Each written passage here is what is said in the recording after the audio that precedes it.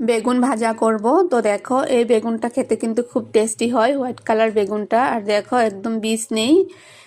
আর এটা প্রথমে একটু ধুয়ে পরিষ্কার করে কেটে নুন, হলুদ, লঙ্কার গুঁড়ো, একটু জিরের গুঁড়ো দিয়ে সুন্দর করে মেখে নিলাম। তো দেখো মাখা হয়ে গেল। তো কড়াইতে আমি সাদা তেল দিয়ে দিয়েছি, সয়াবিন তেল। আর একদম লো ফ্লেমে ভাজা করব।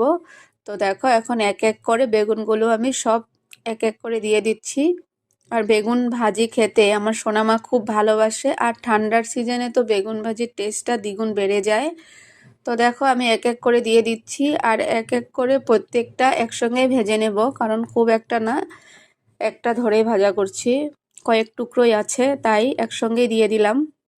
আমি তো বেগুন এত একটা খাই না, কিন্তু এই হোয়াইট কালার বেগুনটা ভাজা খাওয়ার পর মুখে যেন লেগেই আছে, তাই আবার করলাম। তাই ভাবলাম একটু তোমাদের সাথেও শেয়ার করি। তো দেখো এটা এখন উল্টিয়ে পাল্টিয়ে লো ফ্লেমে ভেজে নেব বেগুন ভাজাটা।